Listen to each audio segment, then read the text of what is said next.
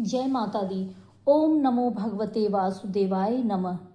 श्री हरिनारायण को माघ मास अत्यंत प्रिय है। वस्तुतः यह मास प्रातः स्नान, कल्पवास, पूजा, जप, तप, अनुष्ठान, भगवत भक्ति, साधु संतों की कृपा प्राप्त करने का उत्तम मास है। माघ मास में साधु संतों, महर्षियों के सानिध्य से मानव बुद्धि पुष्पित, पल्लवित और प्रफुल्लित होती है, यानी प्राणी को आत्मज्ञान की प्राप्ति होती है। आइए सुनते हैं माघ मास महात्म्य का 19वां अध्याय। वह पांचों कन्याएं इस तरह विलाप करती हुई बहुत देर तक प्रतीक्षा करके अपने घर को लौट आई। जब घर आई तब माताओं ने पूछा कि तुम सबने इतना विलंब क्यों कर दिया। तब कन्याओं ने कहा, हम सरोवर पर गौरी पूजन के लिए गए थे और आज हम बहुत थक गए हैं। और जाकर वे सब पांचों लेट गईं। सूर्य नारायण के उदय होते ही वे पांचों कन्याएं अपने अपनी माताओं की आज्ञा लेकर फिर से गौरी पूजन करने के लिए उसी सरोवर किनारे पहुंच गई। उसी समय ऋषि पुत्र भी वहां स्नान के लिए आ गए। तभी इन पांचों कन्याओं ने एक दूसरे का हाथ पकड़कर चारों तरफ से ऋषि पुत्र को घेर लिया और कहने लगी कि अरे ओ मूर्ख, उस दिन तू भाग गया था, आज नहीं भाग सकता।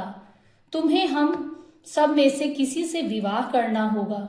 उन पांचों कन्याओं के ऐसे वचन सुनकर ऋषि पुत्र मुस्कुराकर बोले, तुमने जो कहा वह सब ठीक है, पर अभी मैं विद्यार्थी हूँ और ब्रह्मचारी हूँ। गुरुकुल में मेरा विद्याभ्यास चल रहा है।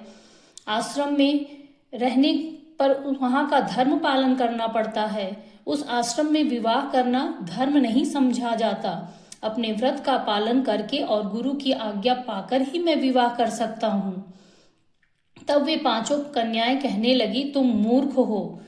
कहाँ हम इतनी सुंदर नारियां और कहाँ तुम तपस्वी। मेल मिलाने में विधाता की चतुराई है। इस कारण अब हम लोगों के साथ गंधर्व विवाह कर लो।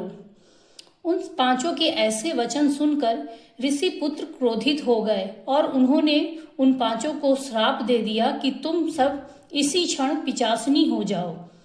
ऐसे श्राप देने पर वो पांचों भी अत्यंत क्रोधित हो गई और कहने लगी, हम लोगों को निरपराध तुमने ऐसा श्राप क्यों दिया। तुम्हारी धर्मज्ञता पर धिक्कार है। प्रिय करने वालों से बुराई करने वालों का सुख दोनों लोकों में नष्ट हो जाता है, इसलिए तुम भी हम लोग के साथ पिशाच हो जाओ। तब वे आपस के ही क्रोध से उस सरोवर पर पिशाच और पिशाचनी हो गए और अपने कर्मों को भोगने लगे। वशिष्ठ जी कहते हैं, इस प्रकार राजन पिशाच उस सरोवर के इधर उधर फिरते रहे। बहुत समय पश्चात मुनियों में श्रेष्ठ लोमेश ऋषि पौष शुक्ल चतुर्दशी को उस सरोवर पर स्नान के लिए आए।